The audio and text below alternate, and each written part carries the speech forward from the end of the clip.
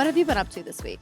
Oh my gosh, I have been marathon training. So I'm running London in April, at the end of April. So that's been a lot of fun. And then doing stand up, which is my favorite thing. I'm working on like a new hour, and then working on a new essay collection. So I'm doing a lot of things. I just need to do less. That's so many things. I need to do less. I love following your running journey. What inspired you to start? Because marathons are wild. And I started running in 2023, and I always tried to do it in the past. And I know what I was doing. Like, I didn't even have proper running shoes. Like, I would just grab like old dingy like gym shoes and being like, oh yeah, I'll just go for a run. I would just like go out my door. I like wouldn't stretch. Sure. Okay, so already 0 for 2. Then I would just go run fast, And then I'd be like, oh, my legs hurt. I'm winded. This sucks. And so that I would just kind of do that, periodically throughout my 20s and 30s. But I always liked seeing people run around the Prospect Park Loop. And I was like, that would just look so lovely and so nice. And then after I broke up with my ex in 2022, I just was sort of like, I bet I could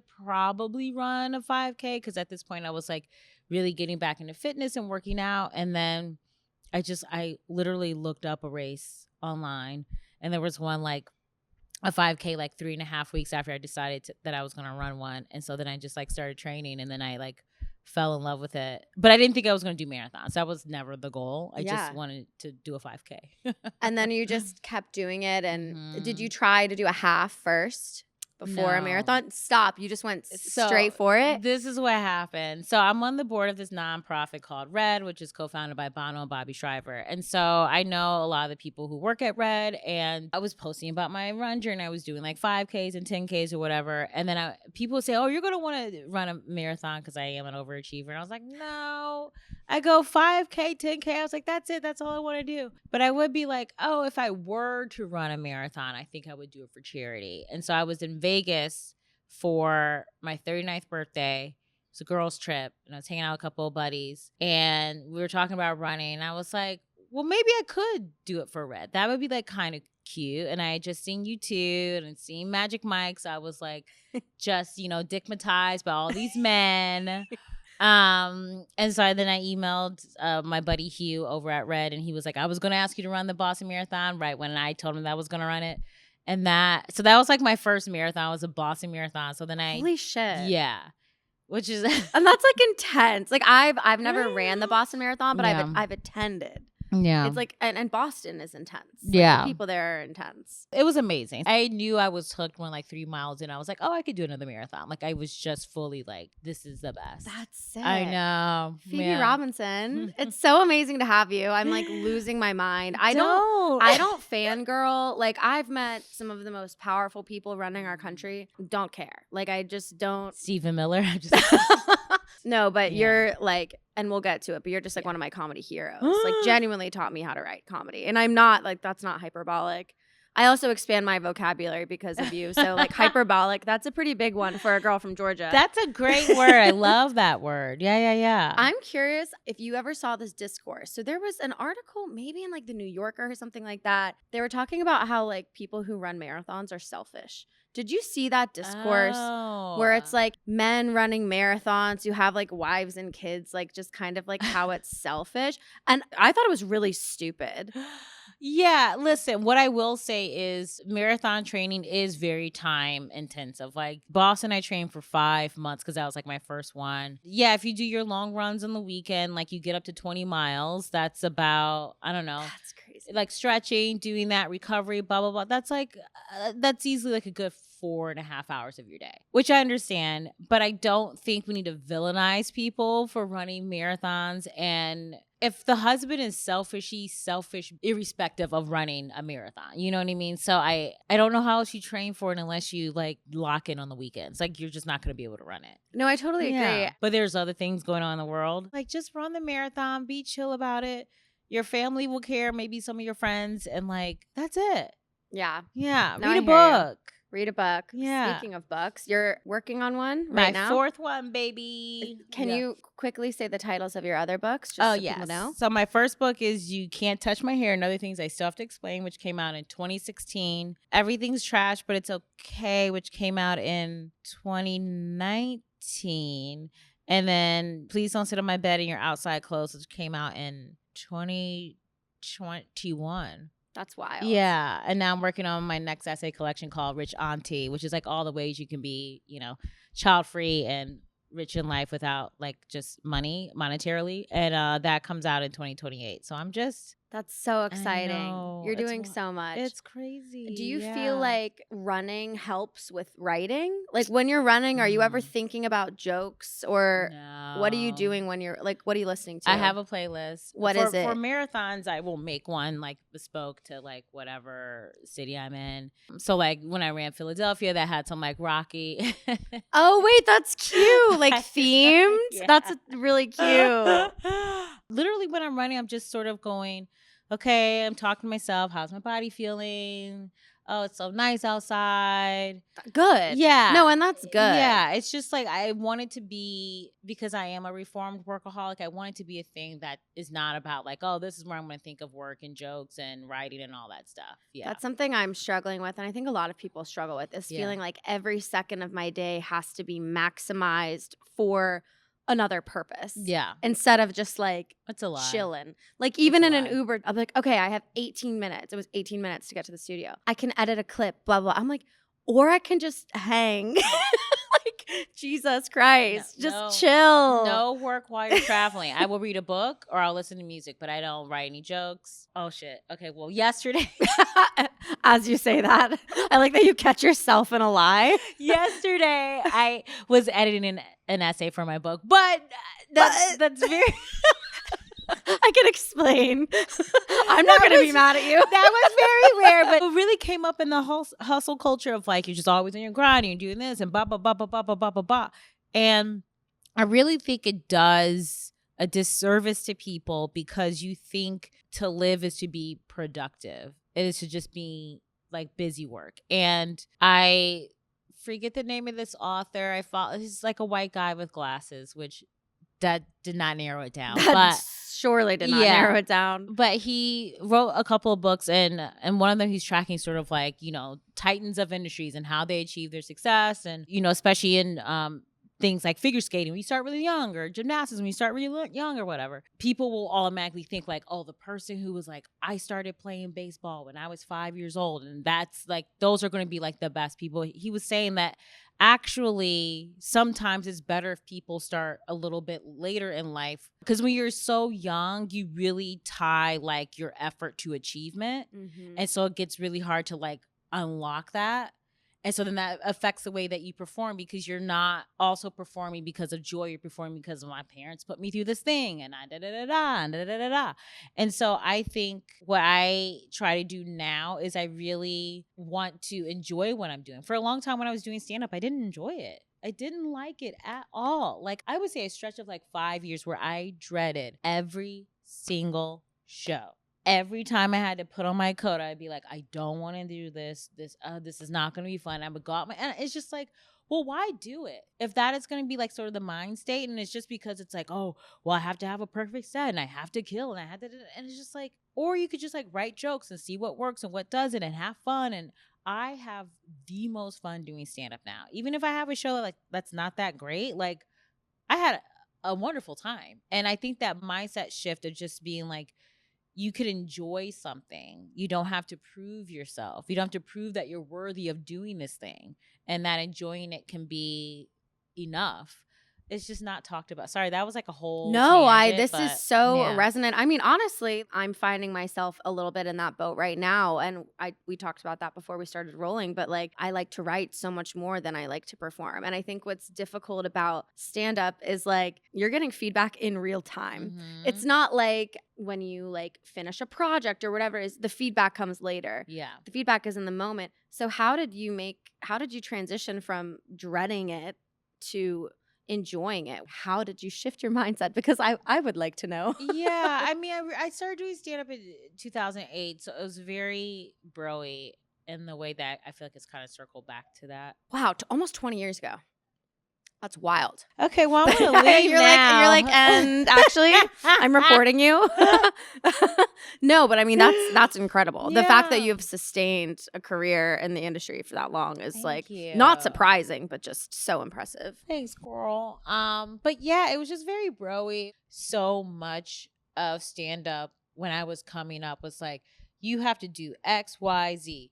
You like get good enough to do like a 5-minute set on Letterman. Then you want to do a half hour on Comedy Central. Then you want to do an hour. You want to tour it. And it was like, this is the only way you can do stand up. And you got to like hang out. And, you know, I'm not a big drinker. I don't really drink anymore because I run. But before then, I will maybe have like a drink like twice a month. Like I really wasn't. So I was like, I don't want to stay out until midnight and drink. I have a day job. And so I just kind of felt like these sort of rules that I was supposed to abide by and seek other people's approval, like I just didn't have that. You know, but it was hard because like you would do shows and like all the guys in the background, they would like start talking loudly if a woman was on stage, or that, you know, they would get mad at you if you have a good set. Like just like all this stuff where it just made it like, this feels so hard and difficult. And I think I just was like, I need to return back to why I like doing stand up. And I fell in love with it taking a class at Caroline's. And then I was watching like all these specials like Wanda Sykes or Janine Garofalo. And I was like, these people are so funny. And I think I'm funny and I want to do that. And so I really just put it back on having fun and not this sort of bullshit white dude male approval. So why am I allowing their nonsense to affect me? Yeah. Why do you like doing stand-up? All stand-ups are opinionated people. When I was a kid, I liked making people laugh. I wasn't a class clown, but I definitely just was like a person who knew how to like crack a joke and could befriend people that way. And I just like expressing myself through humor because I think if you're making people laugh, you're making them listen. So then you could sort of say some like real shit amongst sort of the jokes. And I have this monthly show at Union Hall called Phoebe Robinson New Stuff. This lack of wanting people to try new shit, that it all has to be a material all the time. And I just was like, let's just have a show in Brooklyn that's fun, that's loose, and everyone comes in. I do like maybe 25 minutes of new stuff. Everyone else does like 15 minutes. And it's just, the audience loves it. They love being on the ground floor of like, oh, this person's saying this joke for the first time and they're figuring it out. Like, it's just so much fun to have that moment of discovery. I love that. Yeah. Yeah. I think something you do in your writing, and I've said it, I don't know, a million times now, like how influential you've been on my style of writing. And it was something I noticed that you do a lot. You use so many like metaphors and similes and analogies. You kind of taught me like, it's not funny to call someone ugly. It's not funny to call someone whatever. It is funny to say she woke up looking like her hair, blah, blah, blah, blah, blah. And you will sometimes your metaphors will last so long. It'll be a minute. No, but it's they're perfect and they're brilliant. And I think that is so unique to your style. I feel like that also must mean that you're constantly observing. Would you agree with that? Like you're very observant? Yeah. I like to people watch. I like to pick up on things that people do that I do. And I love language so much and I love having fun with it. And I think writers sometimes can be very self-serious and very sort of like my art and my words and my books. And I always was like, yes, of course you want to be emotionally involved in what you're writing and think that what you're doing is a good work, but also like we're all gonna die one day. Like let's just have fun doing this. It doesn't need to be this serious and this like overwrought. I just want there to be a joyfulness and playfulness to my writing as well. Yeah, I love King of the Hill. I don't know if you like that show. Yeah. And the writers of that show said that they want it to feel like it can just take a turn down any path at any time, and it often does. And I feel that way with your writing. Like it's very like delightful to happen upon some of the analogies and metaphors. Oh, thank you. It's also a way to talk about real shit, like you said. And I talk a lot about politics and things too. And what I'm always trying to help the left with is how to be funny. Yeah. So I'll give you an example. Have you heard the song about Christy Nome that's like calling her a bird-legged hoe? No. It's like, Christy Nome is a bird-legged hoe. And that's all it says. It's very funny. It caught on. It's super famous. However. Yeah. And I was like, y'all, don't shoot the messenger. Telling a white woman she has skinny legs is not the insult that you think it is. Do you know what I mean? Like I'm not saying it's a good thing. I'm not like I can see why having skinny legs wouldn't be good. You made her day by telling her that. Or calling her Ice Barbie. I'm like, calling her Barbie. It doesn't matter what word is in front of it. All she hears is Barbie. I'm a Barbie. And I know these women. And I mean, not like personally, but I grew up with these women. I know these women how do you think we can be funnier on the left in terms of bringing people in? Do you think we're funny? I know it's kind of a broad question. I mean, I think there are some funny people on the left. I think, gosh, it's hard because we are living in such a just every day. You just wake up and you read something, you're like, how did we get here? It's so moronic. It's so ignorant. We're such an embarrassment. For me, I think it's less about being funny and more about this dance we want to do to be a moderate, to be in the middle. And I'm just sort of like, sure, but I don't think we need to find commonality with fascists. You know what I mean? Like, so I think sort of you can't have it where you're like, you want to try to find the commonality, but then you also want to, like, you know, call them out when they do things that are inappropriate. I'm like, you have to pick a fucking side, because I don't think anybody on the MAGA side is trying to find commonality with us. They're sticking to their script, and that's it. Just stand their ground by what they believe in, instead of trying to think that being in the middle is going to make people want to vote for them, because that's not actually true. Yeah. Yeah, no, I agree. And I think we've seen that when progressives like stick to their guns on their policies, they actually do really well. Like Mayor Mamdani, for example. How is that? It's great. I thought he ran a fantastic campaign. I know who our president is, but if you're a sexual predator, you should not be allowed to run for office. So the fact that he had to run against Cuomo was truly, I was like, huh? This is a joke. It's crazy that there's an age requirement on running for office, but not if you've sexually assaulted someone or not. They're like, no, that's fine, but you have to have been around for 35 years. Yeah, well, I think it's because most of those guys couldn't run then, if that was the stipulation, that you can't be a sexual predator. No, it's so true. Yeah. Mamdani's New York. No, it's such a terroristic haven. I'm just shivering my timbers on the way to the studio.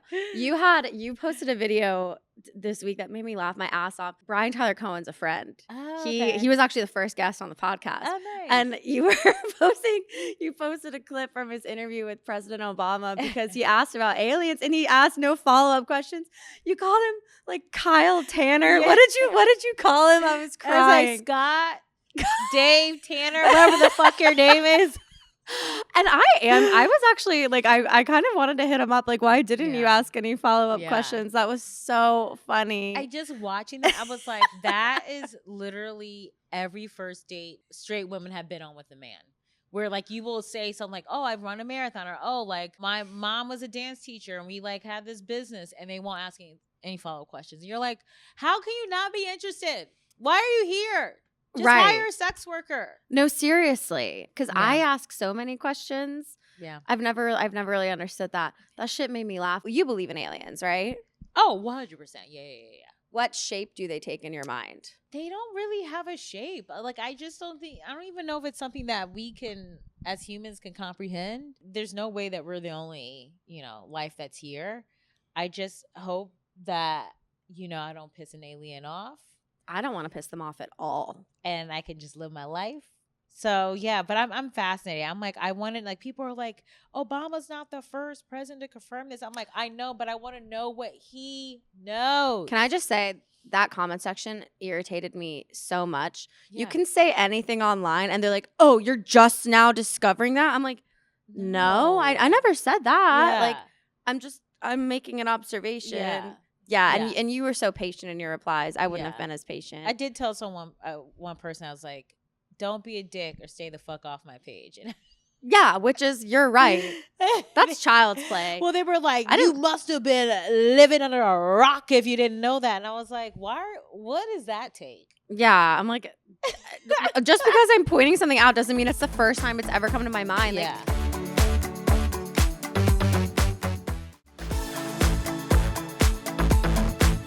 Your Thirsty Thursdays are, as soon as I see it, I stop scrolling.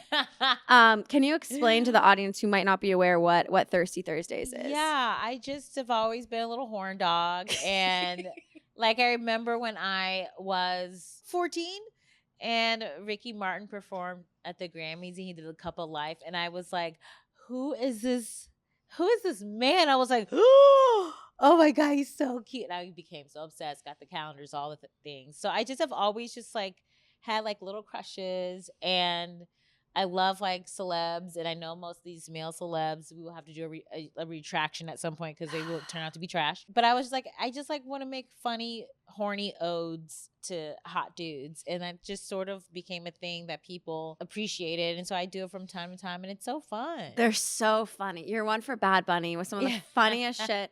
Y'all have to go look at it. It's so funny. And what I like is it's like the beginning part is just all about how hot they are. Yeah. And then at the bottom, you list their accomplishments. Yeah. I think that's a very balanced way to do it. Of course. Because when they do it to us, it's usually just the first part. Yeah. About how women are hot. They don't list our accomplishments at the end. I'm like, I would love it if a man did a profile like that about me. Like, the misconception is like women don't like to be complimented and this and that. I'm like, no, like women do like to be complimented. We just don't want you guys to like assault us. Yeah, just don't be weird about it. That's it. Have men ever seen your Thirsty Thursdays about them and responded? Yes. Milo Ventimiglia from This Is Us, he DM'd me. He was like, Mandy Moore show this to me, and he was like, this is very funny, thank you so much. And I was like, oh my god, of course, la la la la la. That's so funny. He was so lovely. And then Colbert asked me to do one, so I did one of him. He asked you to do one?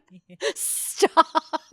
When I was on his show, that they came up, and he was like, can someone like me? And I was like, you know you're hot, you know you're a zaddy, of course. So I did one of him, which is so great. He is like he's so cute. He's so cute and smart. Is he as great in person as you would imagine him to be? Yeah, he's really lovely. His show's great. Yeah. Who are some people that you think live up to how you expected them to be? Ooh, Michelle Obama, number one, for sure. So funny, so remarkable, so intelligent, just very grounded, knows who she is. We've all met like famous people where it's like, oh, you are lost at sea. You don't know what the fuck is going on and who you are. Like, she doesn't have that energy. I got to interview her. For her book, Yeah, right? yeah. Oh, yes, because so Carl Ray is her makeup artist, and he does my makeup in DC. And I obviously was talking about you because I just talk about you all the time. And he said, oh, Phoebe moderated a stop on Michelle's book tour. Yeah. He said you were like hilarious, and it was her favorite stop on the tour. Yeah. And I'm not just saying that. Oh my God, it's amazing. Yeah, she's fantastic. Bono's great. I love him. He's so sweet. We need to get into your relationship with Bono. He's the best. I know how it started. Yeah. Can you tell the audience how your relationship with Bono started? Yeah, so back in the day, there were things called radio stations. Can you use it in a sentence? God, I miss a radio station. Yes. WMDD. Oh my God, it's the best. I heard a song that was on the radio, and I was like, oh. I just never heard them before. I think it was Pride in the Name of Love. And I was like, oh, this is a cool song.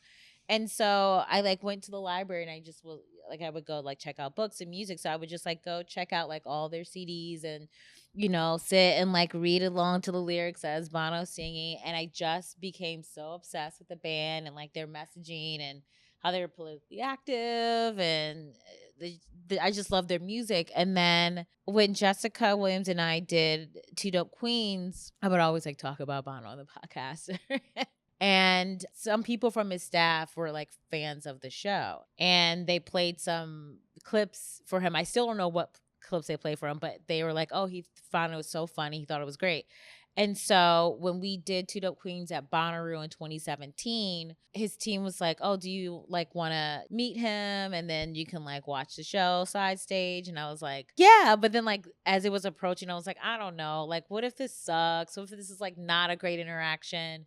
I don't want to ruin the fantasy. And he was so lovely. He was so sweet, so funny, so kind, took a bunch of pictures with me. And I was like, listen, I have always like followed the stuff you've done with Red. If you ever like want me to be involved in any way, please, like I'm happy to lend my services. And like the relationship just grew from there, which I think he probably, I don't know, but he probably appreciated that I wasn't like trying to be his best friend. I was just like, oh, like you want to do something to help people out? I want to do something to help people out. We were just like-minded in that way, and that blossomed. Yeah. Can you explain what Red does?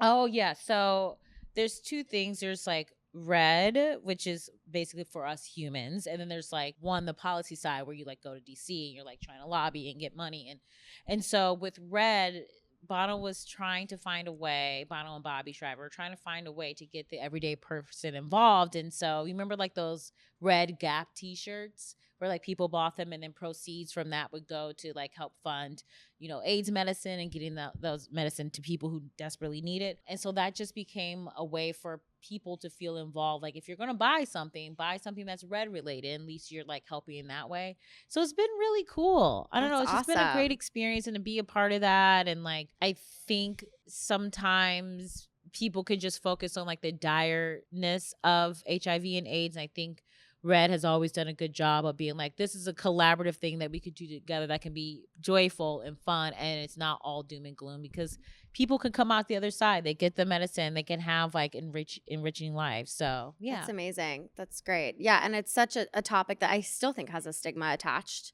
even after all this time, even after Ronald Reagan's ass. Have you seen any good plays recently? Oh, you know what I saw recently? The last play I saw, Liberation on Broadway. It's about these 5 or 6 women from different walks of life who like come together to start their own like feminist club in the Midwest. And it's funny. It's heartbreaking. They do time jumps. Like it's really just wonderful. So I really like that. Yeah, I try to go see like theater and stuff because I just think it's important to see other kinds of art forms and not just comedy. I took a friend for her birthday last year to see Othello. And so we like hung out and waited for like Denzel to walk out. We're like, Denzel! Ah! How cool. He was so cute. Of course he was. Yeah. Okay, wait, I did want to talk more about cute boys. Yeah. Who are you crushing on right now? Like, Girl. I gotta know. In real life, no one. Yeah, not IRL. None of us are crushing in real life. To have a crush in 2026 is insane. Yeah, that would be embarrassing. God, Heated Rivalry Boys, of course, I love them. Kind of Story, Hudson Williams. Aaron Pierre is always so dreamy. Aaron Pierre. Love him. I watched his entrance in the tunnel probably 20 times. Yeah. Michael B. Jordan's always like a nice I've classic. seen some of your posts about Michael B. Jordan. So hot. Wait, I loved Nikki's joke. Yeah. Nikki B. Jerkin. Yeah. That was really funny. I was like, bold to do that in front of his mom. But yeah, you go, girl. Did they pan to his mom? I think they panned to him. They panned to him. Yeah. Yeah, I wonder what his mom thought. I mean, honestly, if you birthed a man that handsome, I'd be like, yeah, you're welcome. Yeah, she knows. You're welcome. Up. Yeah. I mean, I love Henry Cavill. Yeah. Although I've heard he's a little dicey. Like he was like Yeah. dating a 19-year-old and he's like much older. Yeah. I don't like that. I'm just talking Trash. about looking at him. I love Shamar Moore. I've loved Shamar Moore since I was in college and started watching Criminal Minds. Wait, I did not know that Ice-T, his role in Law and Order, he has like done the most episodes in a single character more than anyone on television. Isn't that amazing? That's incredible. Yeah. Do you follow Ice-T and Coco? No, I remember their reality show and I watched a few, like, when it came out. I love how much they love each other. Like, they are just so, like, they're besties. Like, it's adorable. They love it. each other so much and, like, Yeah. they just seem completely themselves. And since you mentioned it, I'll ask about Wait, it. do you also think Ice-T is hot? Is that why he... Oh, no. Okay. I can see why that would be confusing. I thought of Criminal Minds, which I then thought of Law and Order. I just wanted to clarify. The unmedicated ADHD brain. Haven't been able to make an appointment with my psychiatrist, so I'm raw dogging life. It's insane. I'm like, oh, this is how other people do this every day. Interesting. Okay. Wouldn't recommend. You mentioned your breakup. I mean, you talked a lot about your relationship in your book. Mm-hmm. You talked about it a lot online. Yeah. And then when something like that ends, Yeah. how do you navigate that when it has been public? Yeah. Well, it is what it is. I remember I did Pod Crushed, and Penn, by the way, is so delightful. I love Penn Badgley. And so we were talking about my book, and I had said, in my last book, I wrote this whole essay about, us and how great we were, And I was like, and then we like broke up like a year later, and Penn was like, you never write about it. You write about it, it's gonna end. And I was like, I know. But I think going forward, I probably wouldn't be as public about whoever I'm dating. But for me, I feel like I had nothing to hide in it. Like some of these people online like to present like they have a perfect relationship. So then you really do have to like walk it back. And for me, it's just sort of like, that was life. It didn't work out. Some not so great things, some great things happen in a relationship.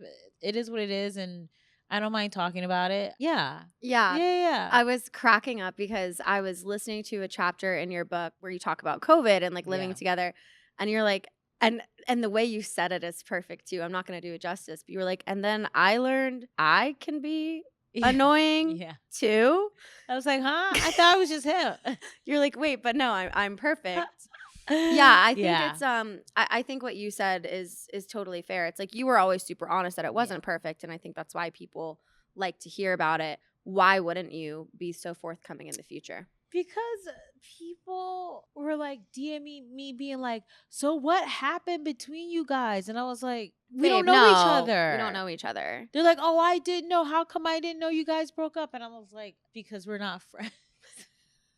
Because I just now learned you existed in this very moment in time. Yeah, it's parasocial stuff. And I was just like, oh, I don't want to do that. Yeah. So I would be private next time. And the evil eye is real. Like, I believe, like, putting things out there too much, move in silence, like lasagna. I struggle, too, because it's like, I'll talk about, like, like Botox and, like, shit I've done to my face. And I always want to be open.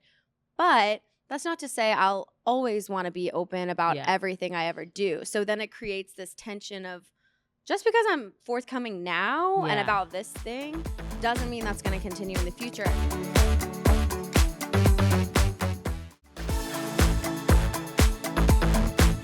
I see a lot of discourse around, like, it's always women. It's always female influencers who maybe start out one size and then a lot of their content is on body positivity or you know, what body neutrality, whatever it is. And then, you know, some have gotten surgery or gone on Ozempic or different drugs, and people get really mad. Yeah. What are your thoughts on that? I think it's complex. I think there's a lot of nuance within it. I think sometimes people feel that those folks are just following wherever the money is going. So when body positivity was popping and like people were getting endorsement deals and like becoming, you know, like expert voices on things, like they were doing that. And then like when that goes away, now we're sort of going back to early aughts, kind of like everyone's got to be a size 0. People are losing weight and doing this and getting endorsements that way. And so I feel like that kind of just jumping on a bandwagon, if it is going to work for you financially, I do understand sort of people taking umbrage over that. That's just very disingenuous when a lot of these people try to act like, oh, I really am just speaking out and living my life. And it's like, no, you're sort of just like chasing the dollars, which isn't great. I always tell people, I'm like, anyone in the limelight, none of these people are your friends. They are not your friends. And I'm not saying that in a mean way. I'm like, they don't know you. Like, you just have to live your life not being influenced by people you don't know. Like, be influenced by like your friends or your parents or people who really do have an impact on your life. I'm not saying you can't respect or look up to people, but you can't let these people on the internet be the North Star for your life. Like, that to me is bonkers. I totally agree. And I think especially as it pertains to body stuff, and I totally hear you. I think it's totally valid to be maybe disappointed that someone who you feel like you shared an experience with no longer shares. Like, I think all of those feelings are valid. It's when people feel entitled to that person staying a certain size or whatever it is. That's what freaks me out a little bit, because I'm like, okay, if we look at, this took a deep turn, but like when I think about consent, right? The thing about consent and bodily consent is it can be revoked at any time. Yeah. And in my opinion, access to someone's body includes information. So it's like, if we really believe in consent, it's like, yeah, just because I'm telling you this right now or this right doesn't mean that it's going to be that way in the future. So I always try to be like very real with people. So the title of the podcast is called Mean But True. Yeah. Because we talk about things that are mean but true. What's something mean but true that you would like to share? Try to be nice. You are super nice. I could be a little cunty. Can I say that? Yeah, I love the word cunty. I'm going to name my first daughter Cunty. It would be spelled Cunteigh. 2 little pigtails. That's very cute. We'll never get picked on in school. Never. Never have a problem getting a job. I wonder if they would even let me do that. No. They wouldn't, right? No. Do they have rules about what you can name your kid? Like, you can't just name your kid fuck, can you? I don't think so, but didn't that actor Jason Lee name his kid Pilot Inspector? Yeah, like why can you name your kid Apple and I can't name mine Cunty? I think that doesn't seem equitable.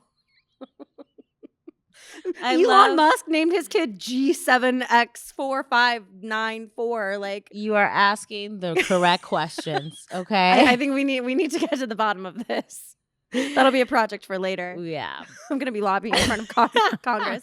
Let me name my kid Cunty. Mean but true. See, my instinct is to say something about men, but I don't want to be like men this, men that. But can I just a little bit? Yeah, go for it. Are you kidding me?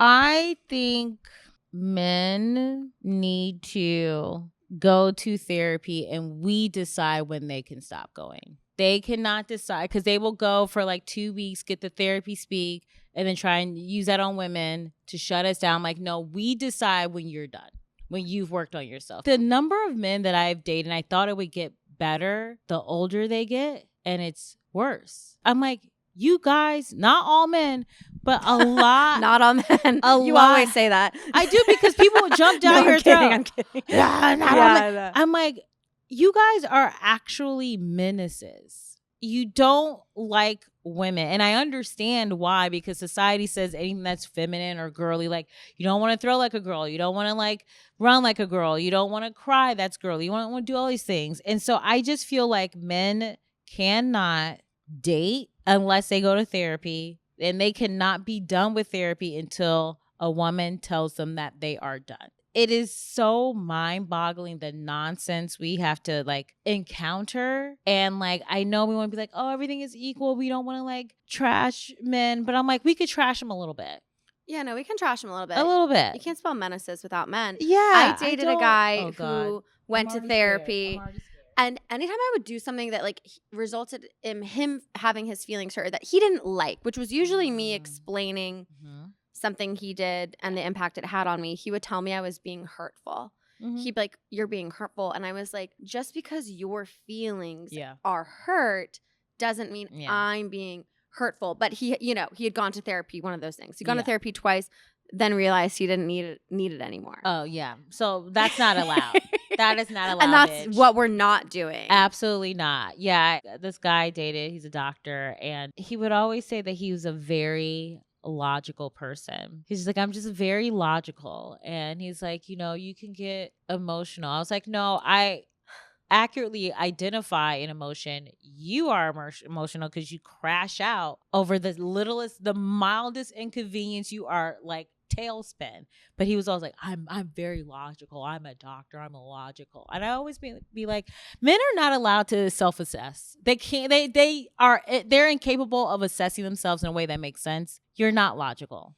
Absolutely. At all. I'm sure you've heard the phrase, but it's like women are only the more emotional ones if you don't count anger as an emotion. Yeah. If you count anger as an emotion, which it is, men are obviously way more emotional. And also the logical response in a lot of situations is an emotional one. Like we're not robots. Yeah, being callous isn't cool. And on top of that, I think men also have to pay for women's therapy sessions. Like it's like we should be able to go to therapy for free. I 100% believe that to be true. Yeah, no, I agree. I also saw your joke where you're like, men should pay on the first date. And I can't believe that's I don't think men have to pay for every date. And like, I wouldn't let a man pay for every date as much as I would like love to say I would. Like, oh yeah, make a man pay. Yeah. No, I would absolutely pull out my card. But I do think men should pay for the first date. And I can't believe that that's even a controversial take. I've never done it. Why would I do that? Pay for a first date? Yeah, why? Yeah, no, why would you do that? You're gorgeous, you're hilarious. They're lucky to be around you. Thanks. Why? So you're touring your stand-up right now. Is that right? Yeah, I'm going to start doing workout shows soon, and then I'm going to do a tour in the fall, which I'm very excited about. Stand-up is like so much fun, and I don't know, I like going to different cities and see how people react to stuff, and it helps just like inform the writing. And as much as I do joke about men, I do think the straight guys who get it and they understand what I'm saying. But I will say that people are always like, oh, I bet guys are like hitting on you all the time. I was like, my followers are women and gay men. They're like, no, guys slide into your DMs. I'm like, never once. No, because they think we'll make fun of them. Yeah. Men both really want to be made fun of on stage and online, but also are terrified of it. I'm like, no, they think we're going to rip them to pieces. Yeah, yeah. It's usually the straight men in my DMs are like mad at me for something.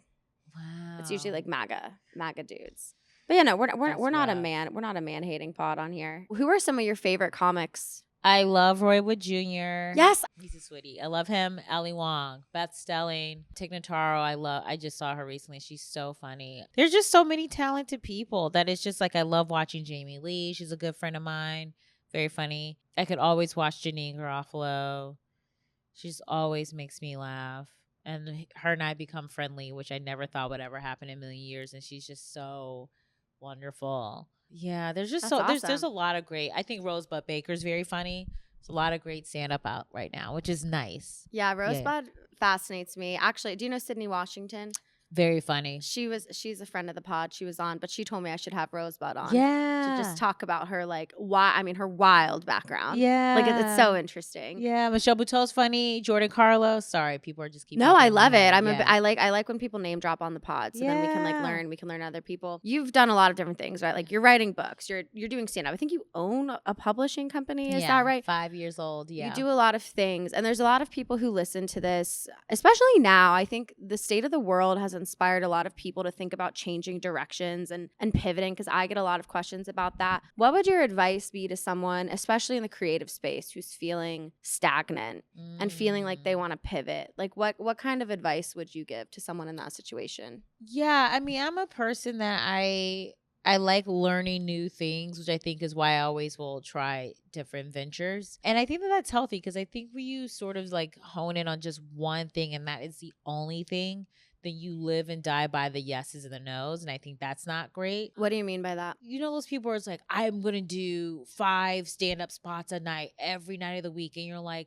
no one thing can occupy such a huge importance that you are so rattled by the no's and you so deeply believe in the yeses. Like you have to have perspective. And I think it's very easy to lose perspective if you're only on this one thing. It's too much. And so I think it is great to sort of figure out, like, what things are you talented at? What things are you curious about? And what do you want to do that is just a hobby? Like, I think this is a very specifically American attitude that I don't want to do anything unless I'm going to be the best at it. I mean, you could just do it because you enjoy it. Yeah. Why is that not enough? Because you want to. Yeah. Like life is too short to like monetize everything. Try to turn everything into a career. Like people are like, oh, you're going to be a running influencer. I'm like, that's not why I'm doing it. I just really love to run. I just like it. And I'm taking voice lessons so I can like learn how to sing. Sick. Again, just for fun, because I like to sing around my apartment. I'm like, why not be a little better at this and learn techniques? I started drum lessons and people are like, oh, fun. Yeah, I've always wanted to play drum lessons. And my parents growing up were like, you can play the piano or the harp, because those are what we had. I'm like, fuck that. So I didn't play anything. And people are like, why are you doing that? Which is such a weird question for me, because I'm like, because I want to. Like, are you going to be in a band? I'm like, probably not. I don't know. I just like hitting the drums once a week, you know? And so I really think that a lot of people would be happier if they had hobbies. And then in terms of career pivot, I feel like if you are very curious about something and you're willing to learn and to not be great initially, I think you can pivot. And I think that's the thing that trips a lot of people up, is that, oh, I'm not good at this, or oh, I'm going to look bad, or I don't want to mess up. And it's just like, it's fine. And I think when we were kids, like you would just do something and figure it out. And now we're so self-conscious and and I think has a lot to do with social media, that like everything has to be fully formed. Just figure out, just be messy, just have fun. It takes a while to get good at something, so you might as well enjoy the process while you're doing it. I think that's fantastic advice. 4 quick questions for you. Who's someone you would like to roast and someone you would like to toast? I would like to toast Stacey Abrams. As a Georgia girl, I love Stacey Abrams. Why Stacey specifically? I just think she's so intelligent. I think she genuinely cares about people in the state of the world. And I think a lot of people, certainly now, who want to get into politics is very much so I can get X, Y, and Z. And I think that she's really doing the work, and she stands behind what she says.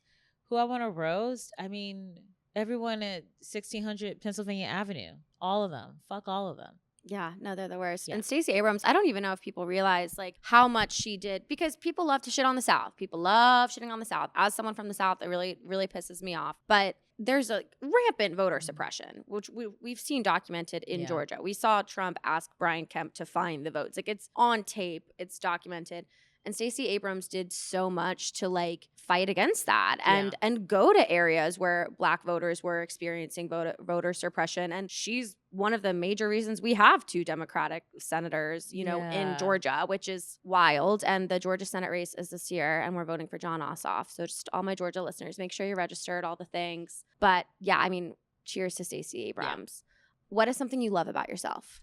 Ooh, I think I really like and love my resilience. And I'm a crier. I love to cry. Rejection makes me cry. I would not guess that about you. Oh yeah. You just gotta get the emotion out. It's totally fine. Like once you cry it out, you can just like move past it. Yeah. But it's like I just keep coming back and showing up. And I think it's hard for a lot of people. They reach a limit and they're like, I don't want, and this doesn't mean, I've definitely had moments where I like wanted to quit, but I think I just go, but I'm not. I'm just not going to do it. It's going to work out eventually. I don't know how, I don't know when, but I think just sort of that belief that it's just everything is gonna work out and be resilient. Yeah. I think that indicates a strong sense of self. Would you agree that you have a strong sense of self? Yeah. I mean, there are definitely things where I'll just be like, when I was just like, oh yeah, I could run a 5K. Like I don't know, it was not really based on any evidence, but I was like, yeah, I think I could do it if I just like figure out the plan to do it. And so, yeah, I think I trust that like if I have the tools and the information, I can pretty much do almost anything that I really want to do. Like I can't be Simone Biles, obviously, but I think her. I know, fantastic woman. But I think there are things where I'm just like the belief, the hard work, and knowledge. If I put all those 3 things together, I could do it. I love that. I've said similar things and people will be like, fake it till you make it. I'm like, no, but it's not. You're not faking it. And I think that's actually why a lot of people experience imposter syndrome, is because when you're telling yourself you're faking it until you make it, then when you make it, you feel like it's fake. I've never experienced imposter syndrome a day in my life. Yeah. I've always felt like I deserved to be there. And obviously there's like privilege that like contributes to that. But like, yeah, I think people should just like believe. Yeah, don't pretend. Don't pretend. When you get to where you want to go, you don't know who you are because you've been pretending this whole time. So what was the point? Totally agree. Yeah. Last question. What's something you're working on about yourself? I used to be a person who would give people like 10 chances and make excuses. And now I'm very much, this person has shown that they do not like you. Please eject yourself from their lives. Like you don't need to explain it. You don't need to try to like win them over. You don't need to prove yourself. The people that like you are going to like you. And the people that don't, they don't get access to you. That's it. They can watch from afar. They can be a fan from afar, be obsessed with you, but no access. Yeah. They can miss out. Yeah. Well, Phoebe, this was so great. Thanks for coming on. Where can people find you and how can they support you? My Venmo is, no, I'm just kidding. No. Drop that shit. Hey, listen. That's so valid. No one has ever plugged their Venmo, and I'm happy that you did. Was it Robinson hyphen 1 on Venmo, I think? Yes. It's always like, well, support a small artist by going to my Substack. You're like, so Zelle, Cash App, Venmo. Yeah, I'm gonna make sure that's the right Venmo. Hold on.